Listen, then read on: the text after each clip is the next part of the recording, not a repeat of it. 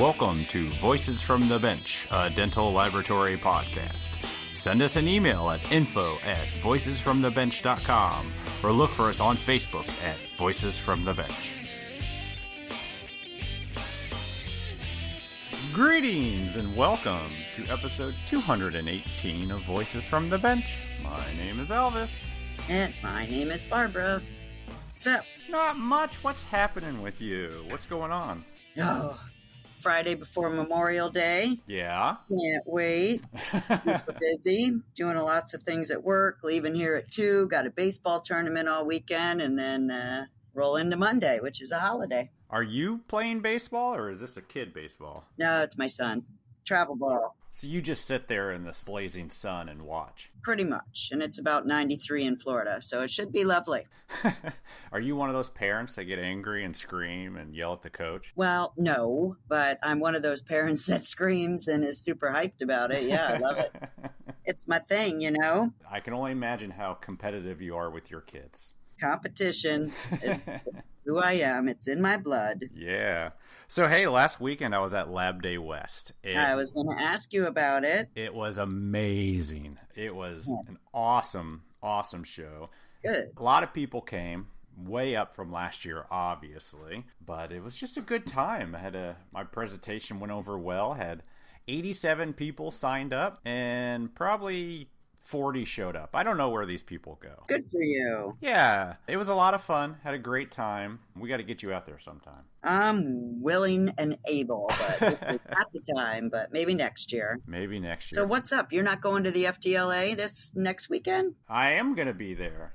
Damn, you're a traveling man. Tell me about it. I'm all over the place. Jeez. Wow, like you mentioned, this weekend, the FDLA Southern States Symposium and Expo meeting is in your hometown in Orlando. That's right. Now, unfortunately, the podcast, we're not going to be recording, but we'll both be there. High five. High five.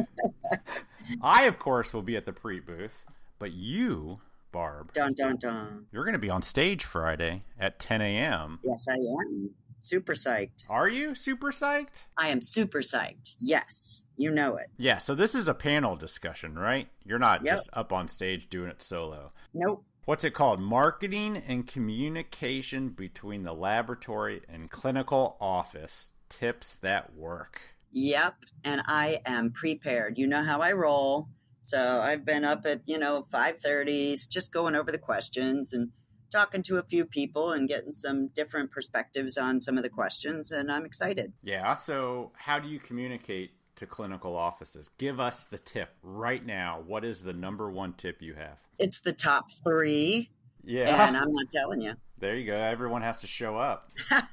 You want to get the tips. You got to come. Yeah, well, there's 3 of us, so I'm sure there's going to be a fair amount of tips. But I think we do things differently after the pandemic and more of the same thing. So I'm excited. I also noticed that the panel is kind of a boys' club. You are the only female up there. Most of the time. You know how I love that. Yeah, so we got Bennett, the great Bennett, moderating the whole thing. Yeah. So we're instantly know it's going to be good. Yep. But then who you with? You got Rick Sontag. Rick Sontag. Yep, he's local. He's based in St. Pete. And then Bob Woosley, who I'm not too familiar with, but we've had a couple calls, and he's a pretty cool guy. I think he's NDX, isn't he? I believe so, because when we were talking about it, yeah, I didn't know NDX, but I did know he was from a larger company for sure. Just the way he talks. This is going to be exciting. So my question is, since I'm going to be there front row with eggs and vegetables to throw, are they taking questions from the audience? Yes. Oh, this is going to be sweet. Yes, 20 minutes. Awesome. I am coming up with my list of top 3 questions. I'm going to ask just to throw everybody off. All right. Look forward to it. So if anyone that's listening is going to be at the FDLA meeting this weekend, not only does it look like an amazing show. Always. Yeah, but make sure you come and find Barb and I. We'd love to meet you. Sorry the podcast is not going to be there, but we'd still like to say hi. So there are names in this industry that I hear about, but sometimes we never have the pleasure of crossing paths. There's also names of people that get mentioned by many on this podcast, and again, sometimes our paths don't cross. But last weekend, I finally and briefly got to meet Minh Tran in person at Lab Day West. Nice. But before that, we did talk an hour where Barb and I learned all about the man behind Dental Tech Tips. Minh is a second-generation dental technician. Taking after his father, Minh got into the lab, and by his own admittance, was not very good at it. But with an interest in shooting videos and a love for creating content, Minh has found a place as the technician that reviews products. Nice. Over the years, Minh has gotten much better in the lab.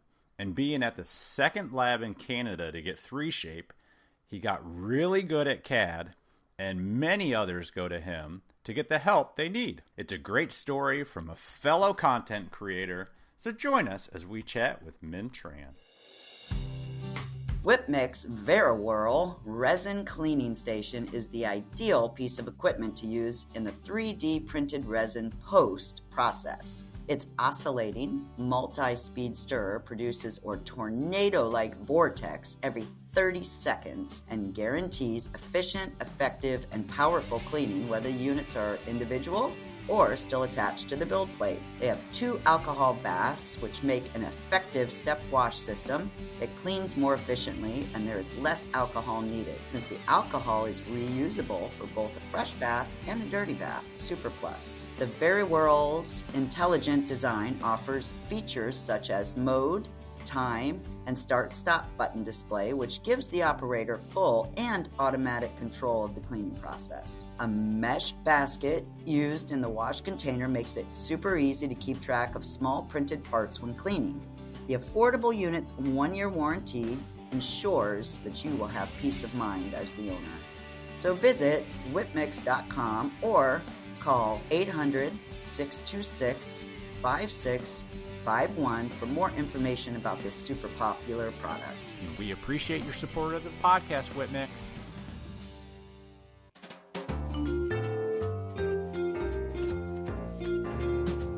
Voices from the Bench. The interview. We are excited to welcome to the podcast probably someone that does more content for this industry than we do. Minh Tran, how are you, sir? I'm good, Elvis. Thank you so much for the invitation. And I'm not sure about that. You guys have been at it very consistently for quite a while. So what does that mean, Elvis? Well, there's a handful of people we see in our industry that's constant posters to social media and creating content that's geared pretty much only for our industry. And Minh, you're one of them. It seems like every time I'm on social media, there's some sort of video, meme, joke. Oh, he's competing, huh? Well, I'm not going to say competing. I'm just joking. Well, let's just check with Minh. Do you have a podcast? You know what? I kind of attempted to start one, and I had like one episode, and I didn't pursue it after that because I realized how difficult it is to get people and, follow up with all that stuff. So kudos to you guys for doing over 200 episodes. Thank you. Well, since you don't have a podcast, we'll continue with this interview. Exactly. You passed.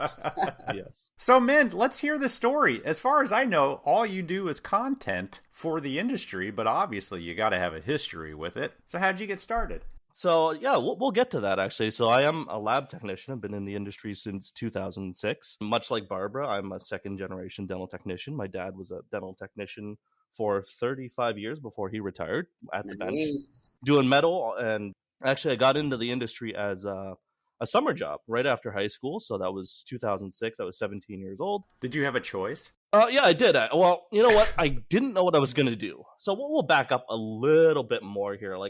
Before that, like in high school, I was really interested in, computers and CAD design. I was thinking maybe I'd go to like San Francisco or something, be a starving artist and make Pixar movies. So I always loved working on computers and animation and 3D design and things like that. But I didn't really have any plans. So my dad said, hey, you know what? You're not doing anything for the summer. You want to come into the lab, sit with me, see what I do, see if you like it, and do something for the summer. So I went in there and I sat with him, watched him holding his little wax knife over the buffalo hot open flame thing there and grabbing little pieces of blue Yeti wax and putting it on this die. And I was like, I had no idea, like his whole life. I knew that he worked in a dental lab, but I had no idea what that was until I got there. So then, of course, summertime, people were taking vacation. So the owners of the lab said, hey, do you want to fill in the model room? So, of course, I help out for a couple of weeks in the model room. And then 2 weeks later, it just so happened that one of the other metal workers found a job somewhere else. So they said, hey, if you're not doing anything in the meantime, while you're figuring out what you do, would you like to cover his spot? Metal finishing. Well, yeah. So waxing up copings, dipping, casting, doing all that. So it was nice, actually. I had my own little bench there. I set it up the way that I like. I had all my tools and everything. And it was really fun. You had your headphones in, you go over, invest everything, cast. And I got pretty good at it, right? And actually, a funny story, I was terrible on my first day. And I was so lucky because I got so arrogant with it. I was like, oh yeah, I got this. And I go and I show my dad, and he's like, all your margins are short. Yeah. And I was just like, it was like 7:00 at night, and I was just completely defeated. And he goes, you know what, just go home. And then the next day, it was like my first day when I really did it. And I came in the next day, and of course, the owner of the lab there is checking all the cases, and he gets to my cases, and I'm like, you get that sinking feeling in your stomach, like, oh no. Yeah. And of course, my dad stayed extra late to finish my work for me. So he really rescued me. Aww. That was like, kind of the thing that saved me. So, I did that for a couple months, and again, still didn't really know what I was doing. But the owners of the lab at that time had just purchased a CAD system. They're like, you're good with computers, right? And I'm like, yeah, I guess. They're like, well, you know what? We just bought this CAD system and you're going to run it. Wow. So they gave me this thick manual from VeriWhirl, which is the German company. It was like this binder, and they're like, well, it's going to be delivered in a couple of weeks. Here's this binder. Read it, and then when it comes in, we'll do the training, and we'll start making copings with zirconia. So we had like a Procera Mod 40 scanner that I maybe used 3 times to make implant abutments. And so I did that rotation thing with that little touch probe, and it rotated around, and you got back this zirconia abutment. So that was my experience with dental CAD up to that point. Other than that, it was just waxing up copings and bridges and casting, and maybe the odd pressing here and there. But it was November 2006, and we got this CAD system, and I read the binder, and I kind of knew what we were doing. But yeah, exactly like that. It came in, they set it up, and I just started slinging zirconia copings and 3-unit bridges on that for years and years and years. So did you take the manual home and read it front to back so that when a system came in, you were already good to go? Yeah, basically. It was funny, actually, because the trainer from VeriWhirl was like, wow, you seem to really already know what you do. And I was like, yeah, I read the manual, which a lot of people don't. I was going to say, that's a rare trait for technicians. That's a rarity. Yeah. What system was it? It was the VeriWhirl Xenotech systems. Oh, yeah. Funny enough, at the time, we were the second lab in all of Canada that got 3Shape, right? So 3Shape dental system was released in 2005. That was like version 1.02. We got version 1.7, which was like the 2006 update. And then they very shortly updated to version 2 in like 2007. So we were one of the very, very first like early adopters. So back then you were using it. You only had like RFID discs that would only work with that system because it was all closed. But yeah, that was the system that we were using. So what was VeriWhirl? Was that a 3Shape? Oh, okay. So I'll give you a little bit of background there. So VeriWhirl is a German dental alloy company. From my understanding, they do other things as well. Yeah. They partnered with IMES, so IMES iCore. So they made the VeriWhirl IMES system, which came with CAD, which was the 3Shape. They branded it as the Xenotech CAD. You didn't even hear 3Shape. You just heard VeriWhirl because it had a reputation in Germany. They bundled it with EasyCam, which was like another German company, Eisel or something like that did, machining for industry. And then, of course, they took the IMES iCore machines. They had the 4820, which was the big one, and then the 4030 M1, which was the one that we had, which is like the smaller one. Absolute workhorse of a machine. It's been working at the lab for 16 years now. It's still running to this day. Wow. So yeah. So it's just an absolute great piece of machinery. A 16-year-old mill that's still working. 16-year-old mill. Yes, of course. Yeah. So it's what was it, like incredible. 1 axis or something, or? You know what? It started with 3 axes, and then they had a software update that allowed it to do 3+2. I think that was like 2009-ish when we got that update. So yeah, so that was kind of how we got our start with CAD there. So for years and years, I was just slinging copings, and people would build up their porcelain on top of it until about 2009, when very famously Glidewell introduced the Bruxer. So we became one of the first labs to get certified in that in Canada, and we brought that here to the market. And you know how it is now. Everything is a full contour crown. So were you doing the designs at the time also? Yeah. So I did designs, and it's funny because I had no idea what I was doing probably for a good solid 5 years. 5 Yeah. years. 5 years. And I don't know if it was like the fact that it was family or they were just super patient with me, but they just let me keep slinging garbage, really, Oh, and chicken jeez. scratch. I remember one day, it was like 5 years in, and I finally understood that teeth had an extra depth to them. There was dimension to it, right? And then I waxed up one out of fun. They're like, wow, you finally understood that there's 3 dimensions on these crowns. Very fortunate that everyone was very patient with me in the beginning. But at that point, that's when I really kind of started taking dental lab work much more seriously. Passion. Exactly. Yeah. That you really have to kind of get good at something to appreciate it, right? So And I to finally understand it. Yeah. exactly.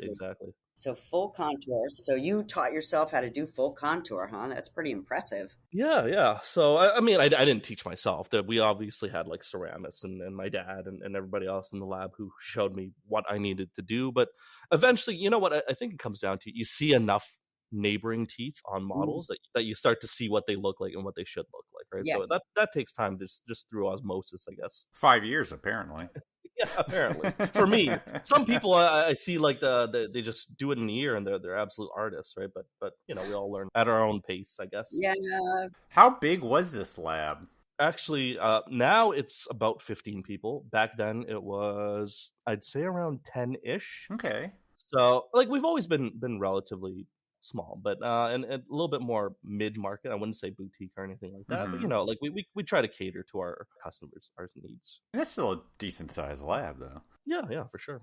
Are you guys full service in Canada? We are, yeah. We primarily focus on crown and bridge, implant, all the fixed stuff, but we do have a pretty busy removable department as well. I don't do any ortho.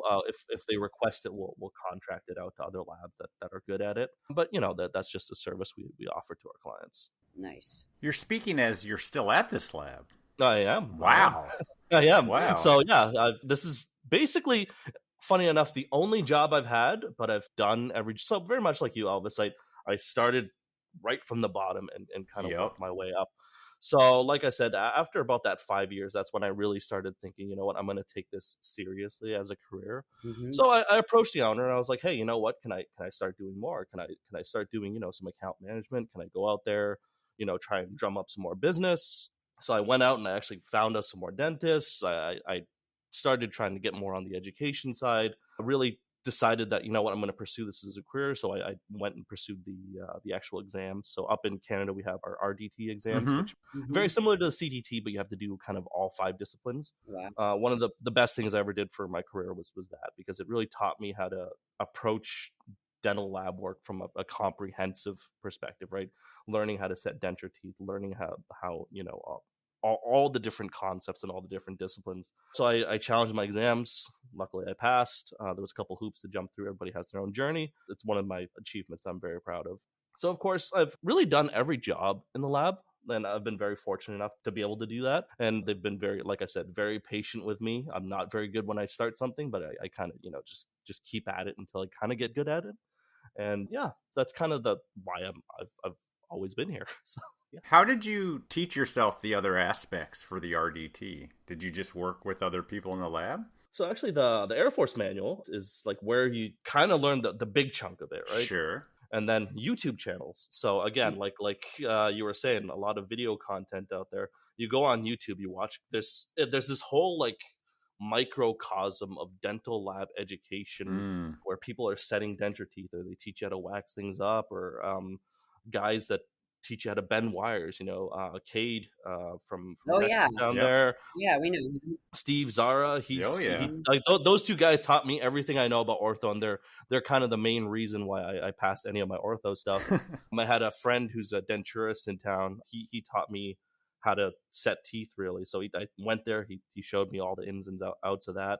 I was mistakenly thinking I could get away with doing it with an electric wax. So he's like, nope, you need an open flame. You need to do it, with gas and heat and all this stuff. The wax electric just doesn't work. So a lot of people have helped me along the way. Obviously, the ceramics, we have some very talented ceramists here.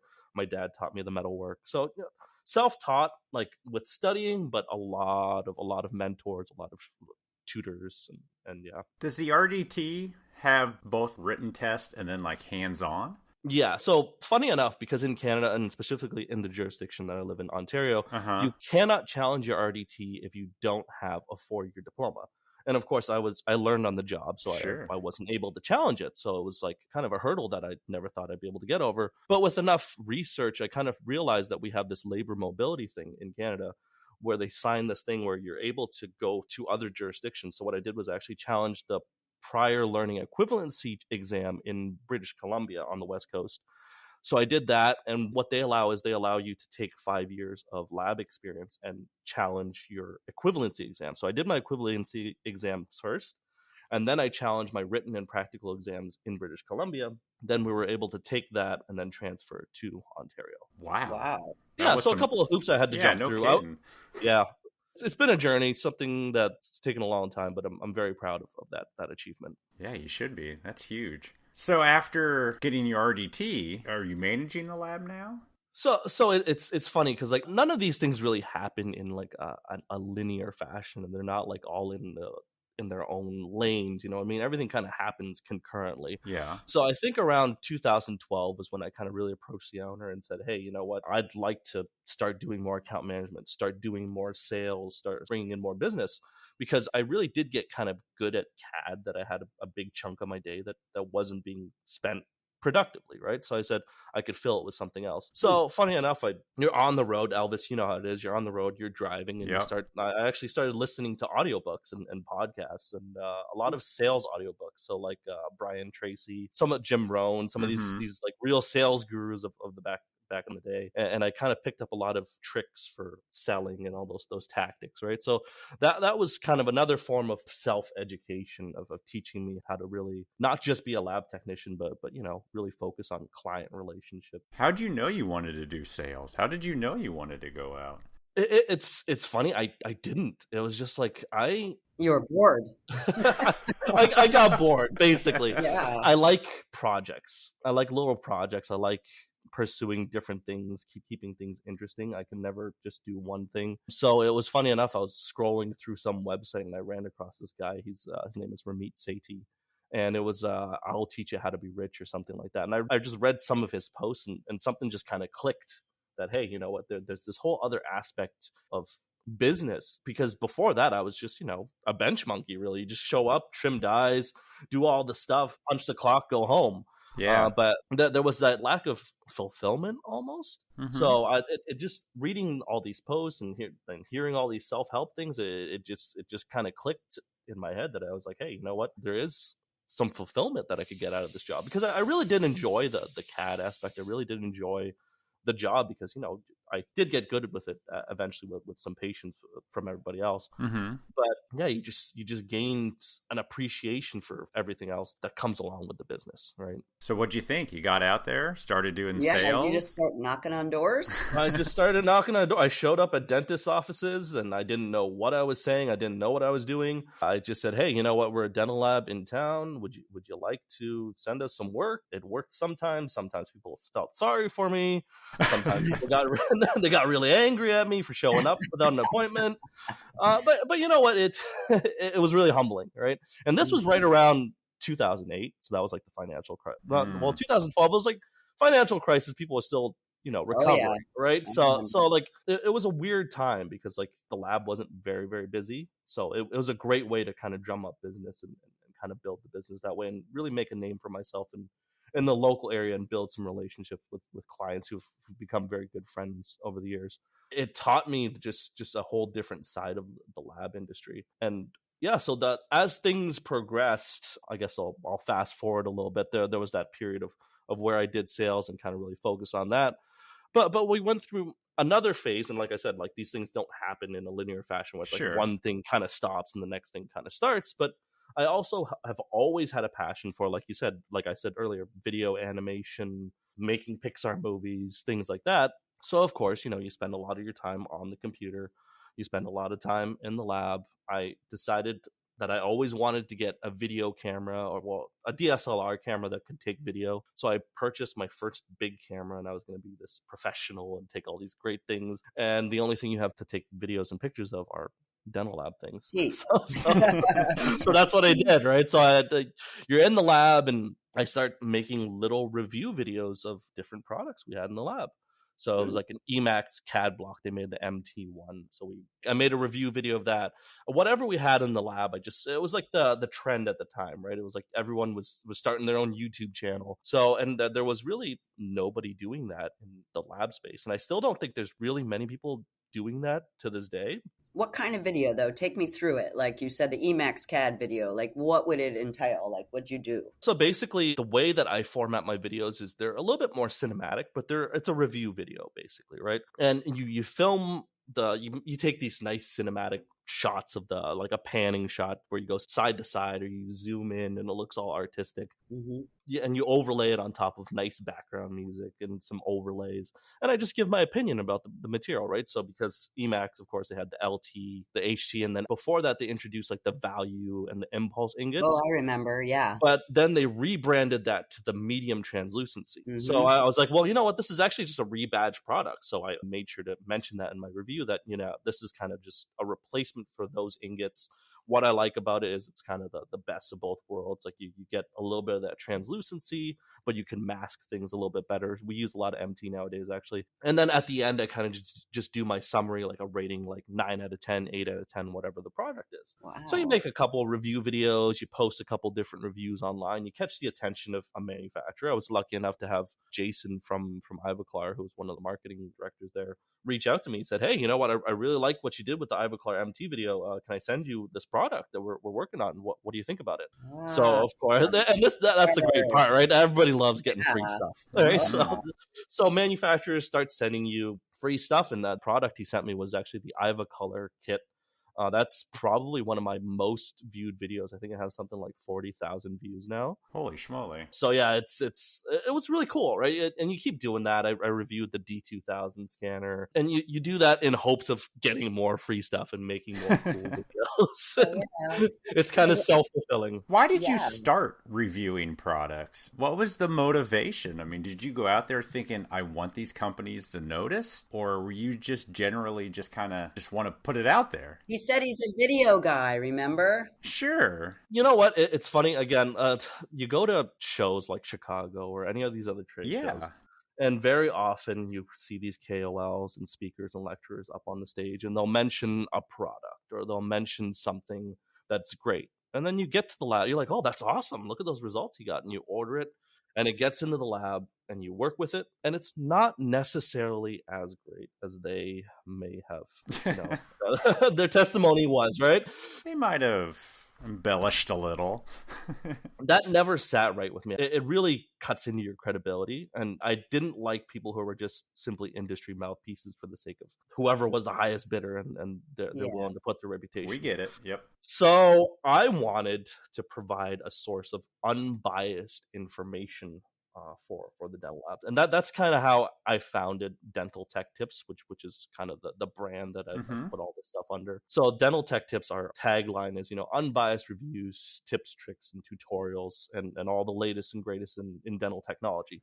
And it's just a source for dental technicians to really get an unfiltered, unbiased review of products that I found really work based on my own personal experience and not in anybody's pocket. When you did the Ivoclar video, so did you actually use the stains on certain zirconias and do shading and different things like that? Of course.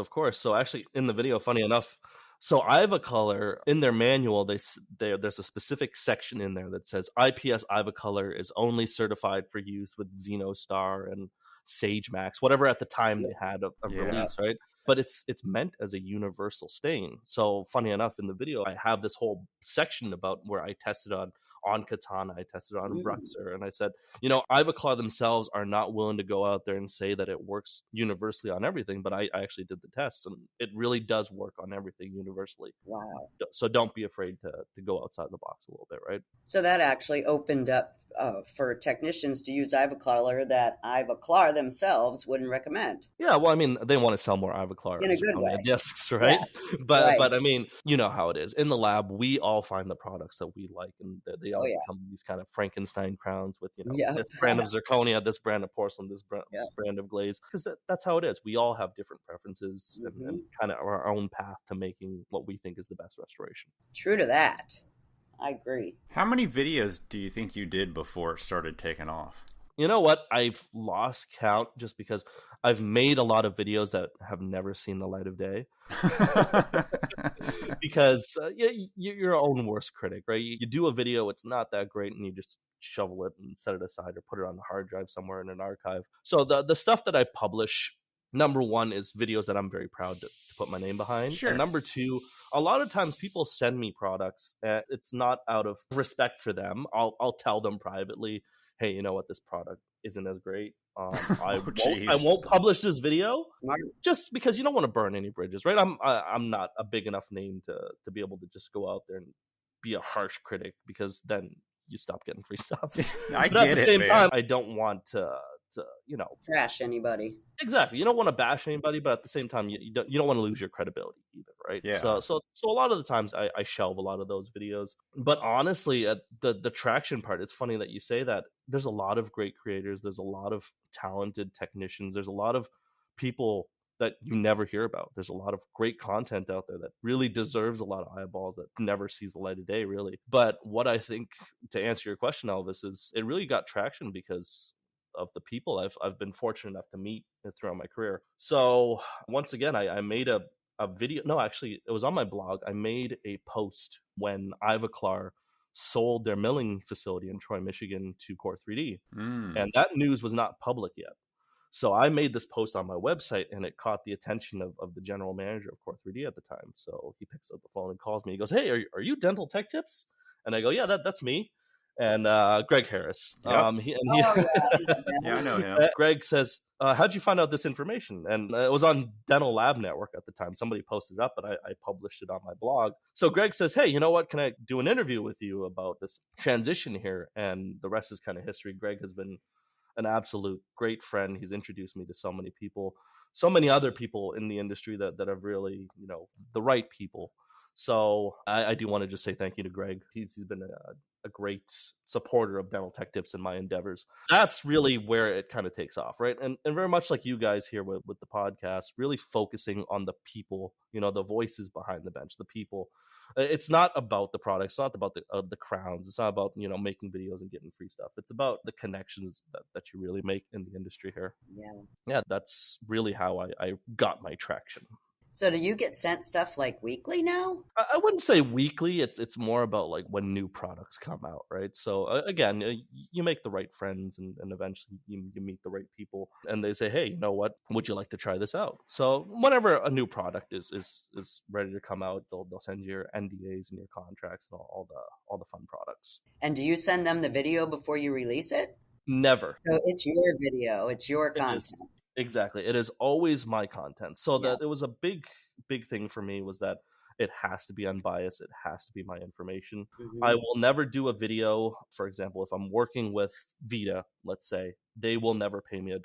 I will disclose that, yes, they sent me this at no cost. If I want to make money off of these things, and this is kind of how it was a dilemma at the beginning, because I was like, well, how do I make money? And not for the sake of making money, but for the sake of, monetizing it somehow to make it compensating for your time. Exactly. I get it. Yeah. Exactly. Yeah. So what I would do is I would do sponsorships, right? So I would go up to another company that may be related. So if I'm doing a milling machine video, I did one for the IMS 350i.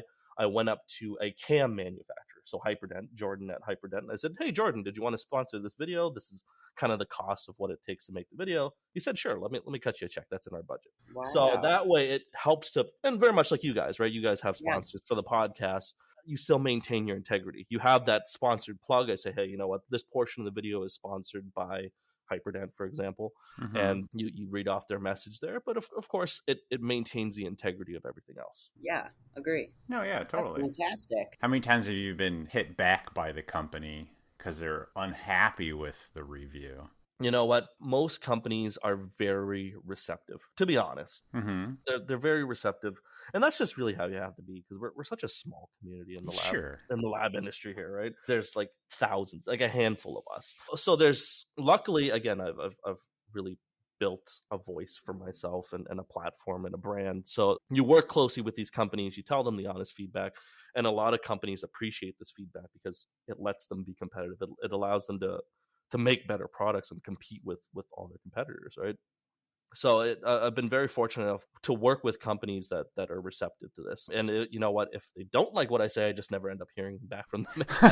So there's never really much of a pushback. It's more like they just kind of cut off communication altogether, and that's about it, right? Yeah, but like you said, also, like if it's a negative review, you shelve it. Like you don't want to be that person either. Exactly. Which I think that's reciprocal. So it's like, yeah, I'm not going to do this because this isn't great. And then you shelve it and they get better. Either way, they get better. Absolutely. Yeah. So companies that are receptive to user feedback, kudos to you. Keep doing what you're doing because it just makes your product greater. Well, they all should be, since we're the user. I mean, come on. You'd be surprised.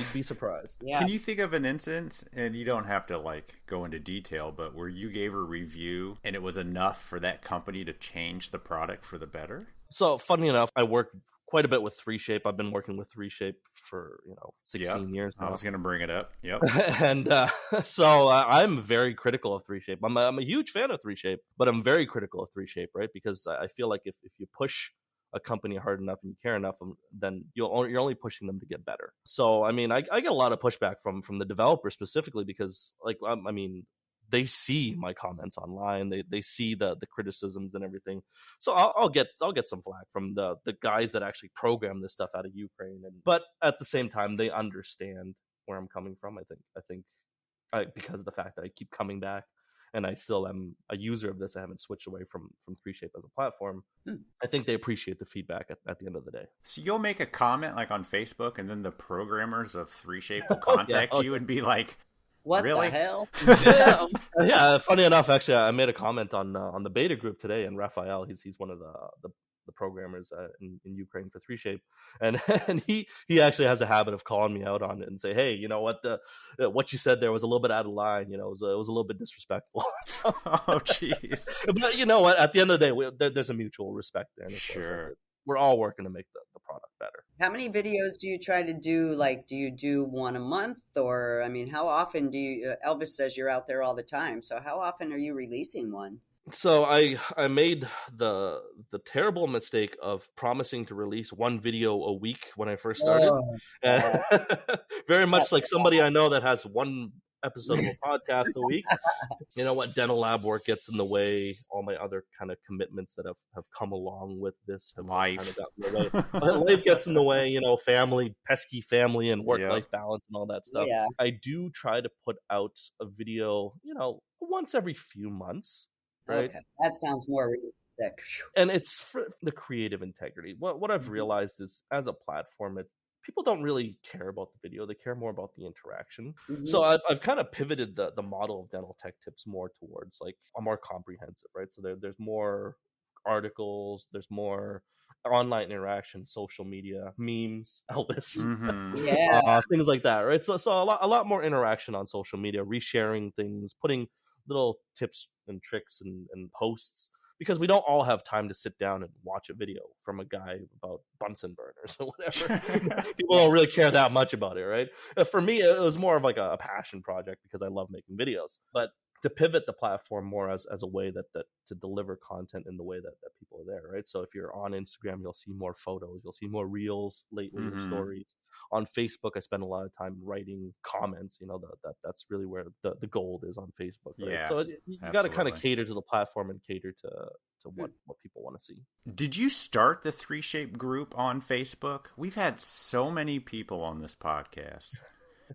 I did not. I did not mention you and a 3Shape group being the biggest help for their growth in digital design. So I did not start this. The group was started. Wow, his name absolutely slips my mind out right now. He's not part of the group anymore. But Michael Frazier out of Florida, actually, he is the administrator. He's kind of he was the one that really kind of built the group up. And then of course Mark Dixon and Savon, they're also moderators on that group. So funny enough, dental social media, I was absolutely unaware that it existed at all.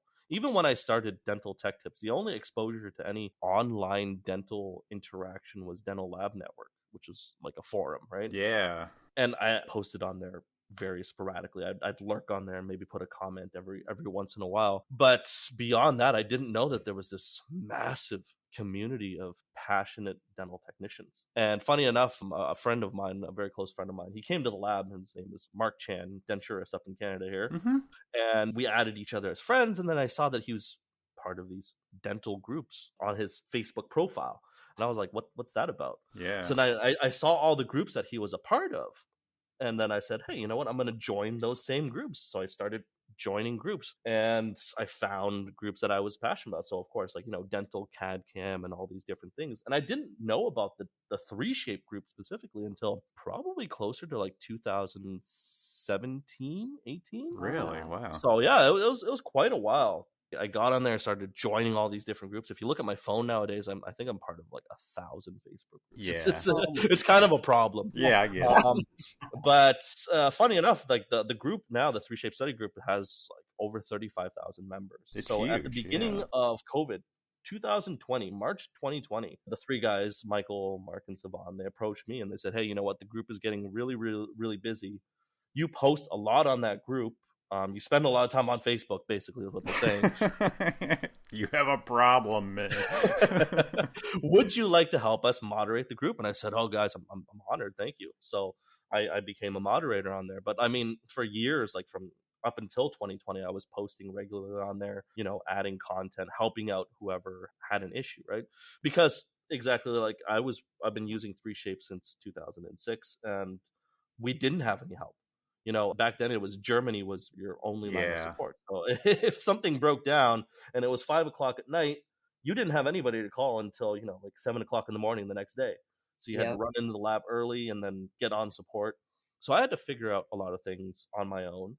Thankfully, I was, again, very computer savvy. I like to think that I'm pretty good with a mouse and keyboard. So I did manage to make a lot of mistakes, but also fix those mistakes. You don't want anyone to feel dead in the water. So very immediately somebody posts something up and you post a response because you know how to fix the problem. So yeah, that's really how that group is like, and everybody on there, like there's no desire to promote anything. There's no ulterior motives in the group. It's just people wanting to help other users, and the mods, like and not me, I didn't set the culture, I didn't set anything like that. They've always been like that, right? It's just a culture of wanting to help each other, wanting to build each other up, sharing with each other. My dad, a dental technician for 35 years, very old school during what I like to call the golden age of dental technology. Yeah. Your greatest tools were the ones that you kept secret to yourself. Right? So my dad taught me some tricks at the bench doing metal work. To this day, if I revealed them, he would murder me in my sleep. So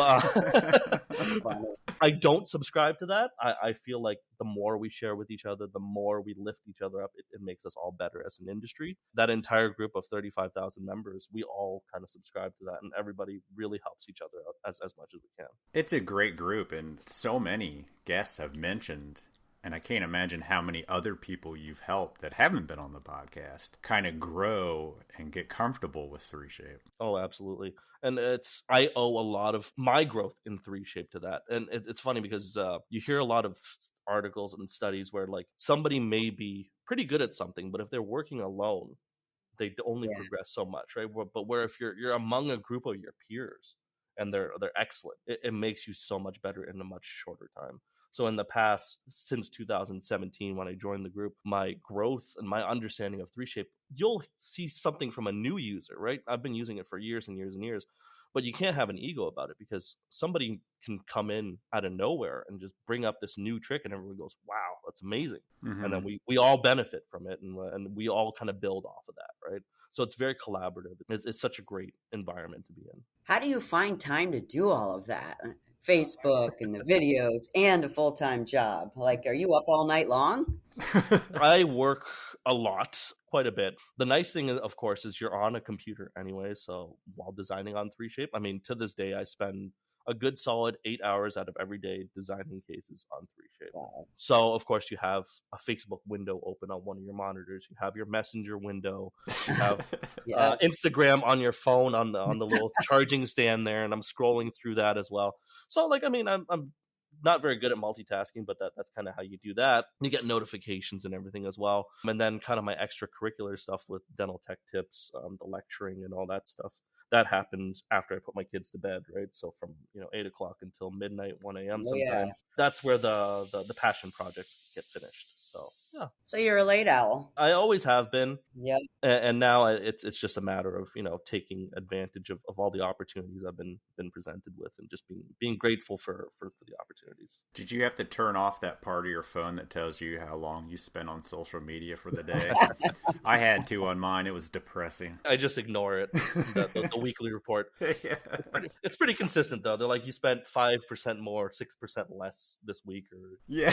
I'm consistently on social media quite a bit. So let's go back to the bench. So what kind of cases are you designing in the lab? What kind of work are you guys doing? I've really kind of luckily put myself into a niche of doing more complex full digital workflows. Yeah. The majority of my day is spent doing digital smile designs and 3D diagnostics, believe it or not. Wow, really? So you know how it is, Barbara. Back in the day, you're there trying to wax up a case 20 minutes before the patient's in the chair because it was a wax up right in your feet. And the dentist, you forgot about it because you had more important things to do. Mm-hmm. But now I'm a huge proponent of involving the lab technician very early in the treatment planning phase. So now what I do, and I'm very fortunate that I've built some very good relationship with clients and prosthodontists and some very great dentists who trust me with working with their cases early on. So we're very collaborative in the way that we treatment plan, right? They'll take a picture with their phone, fire it off to me and say, hey, what do you think of this case? Mm-hmm. So it's very nice to see, like, as a lab technician, that we're being taken more seriously with the advent of digital. It's nice because you're able to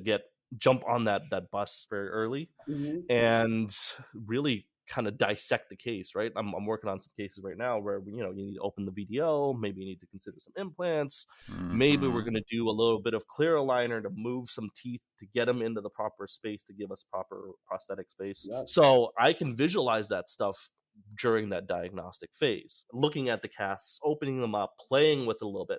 If you're doing this stuff at the bench, you're lucky if you're waxing up one set of mediocre looking waxed up teeth, where I can move these teeth around. I can place them whichever way I want to. I can make 3 different copies and make 3 different iterations and really say, what treatment plan A for this patient is, we're going to do some clear aligners on the lower anteriors, crank them back so we get enough space so we can address that erosion on the linguals. Maybe this one option 2 is we're going to do full arch lower with some composite buildups, or we're going to do like a snap-on smile to open it up. So you get to play with all these different options. You present the patient with all these different options. Number one, it makes the doctor look great because then they're presenting the patient with, budget option, middle option, high-end option. Yeah. And of course, it builds the trust and the relationship between you and the clinician as well. And you get these excellent results in cases that you're able to present and put up on social media for great fake internet points. Well, how do you do a diagnostic if the doctor sends you in a scan? So he sends you in a lower scan, upper scan, and a bite. Yep. What do you do? We back it up quite a bit from there. So the first thing is the doctor does their clinical assessment of the patient's chief complaint, right? Mm-hmm. So they tell me this is what they want to address. So we do a 2D smile design first to present to the patient, because usually they're dipping their feet in the water, right? And if you're committing a lot of time, we charge $20 for a wax up per unit. Same here. It's not very expensive, but you do a full mouth, upper and lower, it's still $500-$600. A lot of teeth for a case. You know what I mean? Like technically, what do you do? Do you print the model? How do you make a digital wax up is, I guess, my question. Well, it depends on the client. So there's a couple ways that I go about it. If they're a long distance client, they have a printer in their office, I will do the digital diagnostic in 3Shape. I'll append everything together and I'll send them completed models that they can print in their office, right? I work with clients on the West Coast there in BC. I work with clients, all over the world. And yeah, you're able to do that. That's one of the great things about digital. If it's a local client, they're a little bit more used to the traditional workflow. I'll print the models here with our printers. We'll make silicone matrices, reduction guides, whatever, and we'll send that to them, and then they can do an intraoral mock-up that way. So it just really depends on what their preference is for how they want to do that second consult. Fantastic. Okay. Do you have a video on that? Of course. I have lots of videos. Okay. I was going to say, Barb, come on. I'm going to check that out. Of course. I'll share it with you after the fact. Awesome. We're still doing them analog, still waxing, and I want to move into the digital, and we're just struggling a little bit with that. I'm a huge proponent of doing as many things digitally as you possibly can. Yep. Number one, because I like to think I'm a mediocre technician at best, and doing things with my hands. I mean, I've been working with a mouse and keyboard for nearly 2 decades now. I've picked up a waxer. I'm pretty decent with a hand piece, but my primary weapons that I use are the mouse and keyboard. Yep. That's my preference, right? But like an old school technician that's great with a brush, that's a weapon of choice. So it just really depends on what your competency is and where you really want to lean into. Nice. Do you use a regular mouse or do you use one of those fancy, weird mouses that I see that some designers are really into? I don't even know what they're called, but you know what I'm talking about. Yeah. So that's the 3D Connection Space Mouse. I do not like it. I use a traditional 3-button mouse. Good for you, man. And that's about it. And I splurged last year, and I bought myself an ergonomic mouse that actually fits my hand.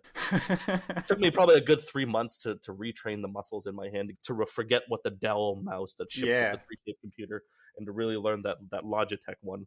But yeah, it's much more comfortable. My hand is thanking me for that. Some of these mouses, I don't know, but some of these things are just crazy looking. I don't get them, but yeah, it's more ergonomic. People like hotkeys. My progression in 3Shape is a little bit different from everybody else's because I learned the software when it was literally 3 buttons and the only thing you could make was a coping. And I've been fortunate enough to see like the progression of the software where they've added one feature to the next. So I'm still designing in it very much like I did in the beginning with some additional tools here and there, where somebody else jumping in 5 years ago with a full tool set and different hotkeys and different things, they'll approach it from a different mindset too, right? We all have our different ways that we like to set things up. Yeah. We mentioned before we started recording, you're speaking at Lab Day West. I am. Now, I think this is going to come out after Lab Day West, but how'd you get into speaking? When did you approach that? So funny enough, it's almost like a fake it till you make it type thing, right? I hear you. So funny enough, Greg, again, I'll mention him again. He goes, "Hey, you know what? You're pretty good with 3Shape, right? Yeah. You want to teach a course? Sure, why not? I know everything." So I had no clue what I was going to teach, but he needed me to put together a course. So he bet on me, and thankfully I managed to put something together that was somewhat credible. And then people, I guess, liked it. When was this? This was 2016. Okay, so you're not new to speaking then. No, I'm not new to speaking. It's just I've done a lot of not prominent ones, right? You do these little ones and for nobodies and nothings, and like there's like 3 people in the room. Done a few of those, yep. But that's how you cut your teeth in speaking, right? Yeah. And you lean really heavily on the PowerPoint, and you're very literal. Whatever's on the slide there, you repeat it verbatim. They could have just read the PowerPoint and not needed to listen to your obnoxious voice. But yeah, I went through that, and I really, again, one referral to the next. Hey, this guy knows things about 3Shape. Hey, he knows things about 3D printing. Hey, he knows things about whatever subject, right? I like to think of myself as kind of a jack of all trades of dental technology. I'm not particularly good at one thing. I'd say I'd lean more heavily into digital, but I've been fortunate enough that enough people take enough chances on me to allow me to teach a whole wide range of subjects. I've taught digital dentures. I've taught implant planning courses. That's really like hands-on courses is where I really cut my teeth with speaking. Yeah. And that was where, people said, hey, would you like to come to this event? And another guy here in Canada, Mike Parsons from Abutment Direct, he's their distributor here in Canada for Medentica parts. He really took a shot at me and said, hey, you know what, let's do some webinars. And this is way, way before COVID. This was like 4 years before COVID. We were using Zoom as a platform for teaching 3-hour courses for 3Shape and Asiga and all these printing things. So that's how I kind of got my speaking feet wet there. We have our own trade shows up here in Canada that nobody's probably ever heard of. Technorama is a big one. We have some of the smaller ones here. So I did some speaking gigs at those prior to COVID. And actually, 2020 would have been my coming out year, funny enough, where I had a whole bunch of speaking gigs lined up. And I was so absolutely bummed because it was like March 15th, I think, or 16th of 2020 was when they announced they were shutting everything down. And then April, whatever, was like Technorama, which is like the Chicago of Canada, basically, right? Yeah. So that was my big shot at something, and I never got a chance. There was like, oh, well, we'll postpone it to October.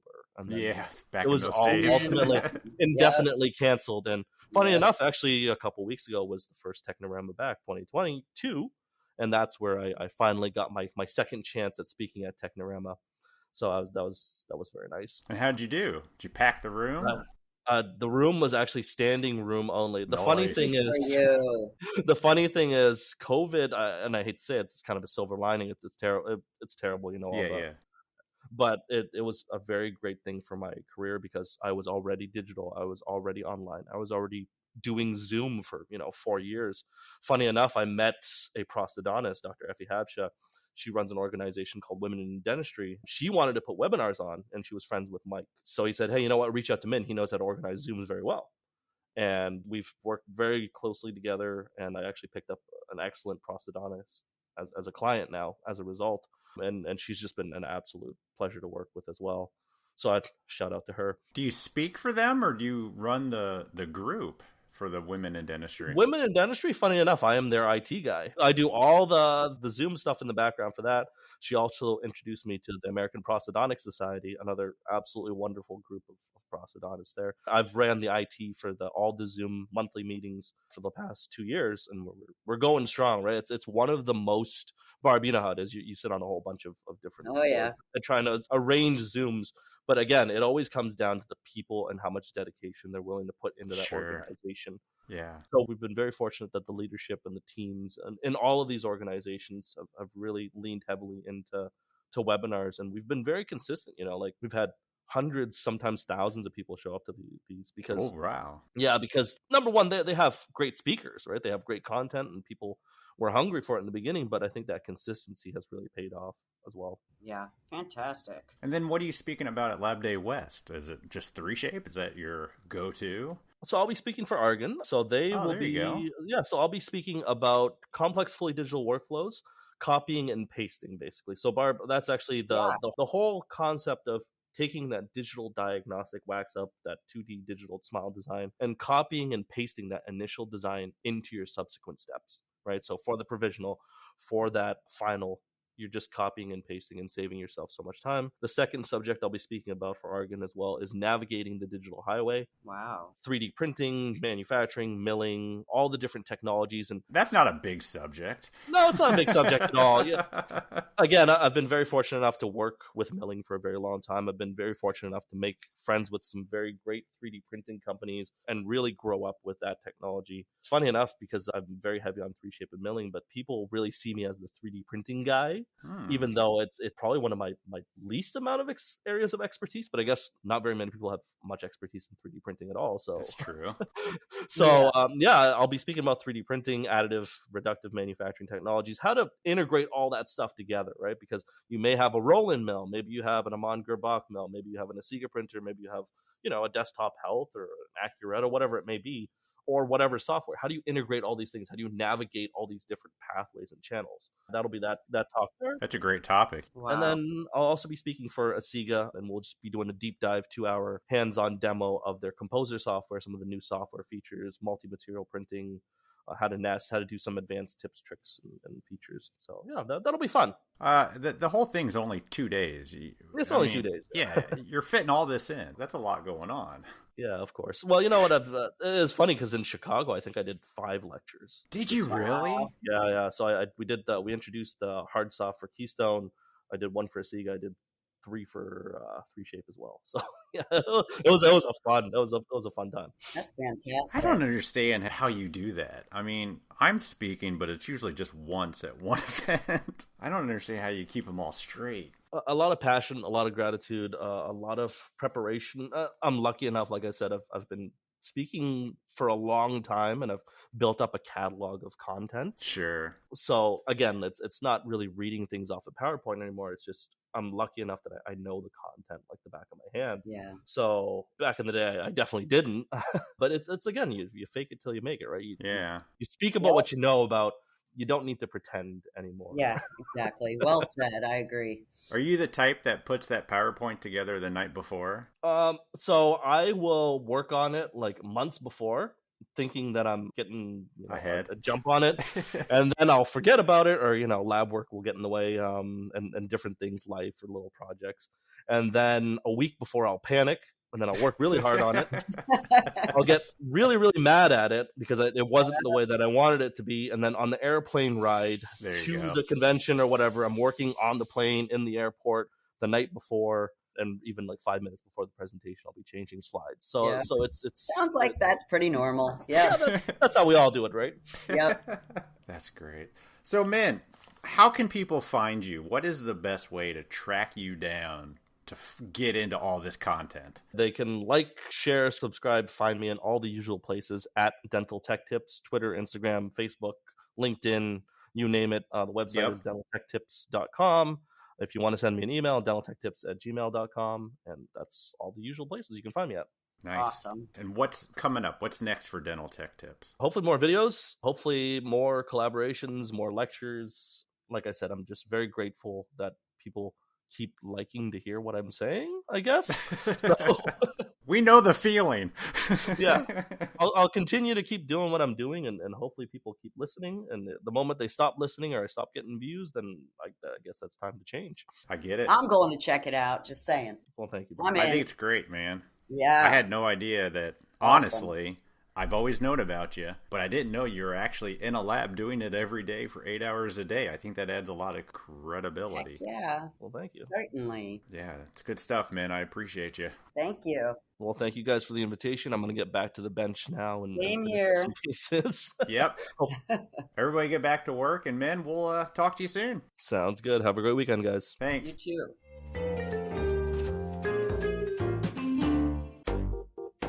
Hi, this message is for the many dentists and dental staff that are listening to Voices from the Bench every week. The fastest growing product that we have at Grow3X are our Grow3X aligners. Grow3X aligners are only available from Grow3X aligner certified labs. Why? Because we believe in the synergies that are being created between you, the dental office, and your lab. And we want to further leverage these synergies. Our aligners are, for instance, used as a pre-treatment to larger restorative aesthetic cases.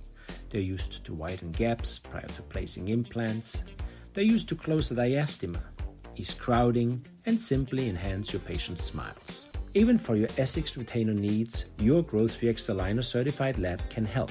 Look for a Grow3X aligner certified lab near you, such as Castle Dental Lab in San Antonio, Texas. Ask for Blaine. AMK Dental Lab in O'Neill, Nebraska. Ask for Ann. Staggs Dental Lab in McCool, Maryland. Ask for Derek. AA Dental Design in Marietta, California. Ask for Frankie, and many, many more. For a complete listing of Grow3X aligner certified labs, go to www.grow3x.com. Thank you, Grow3X, and we appreciate your support of the podcast. A big, huge thanks to Min for taking the time out of your busy day to talk with us. So, guys, I'm sure if you are on Facebook in any dental laboratory group, you've probably seen Min, as he is very active helping his fellow technicians, which, by the way, I did see a Facebook about you two. Sounds like there's some competition going on. Just saying. But make sure you go to dentaltechtips.com for some great unbiased product reviews and just some really great tips that Min has picked up over the years.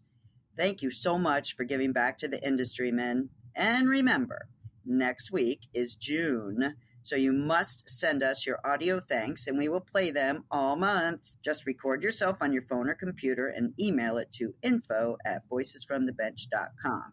Give some love for your mentors or anybody out there that's special to you in our industry. So, super important. Absolutely. All right, everybody. We hope to see you at FDLA, and if not, we'll definitely talk to you next week. Have a good one. Have a great week. Bye. Bye.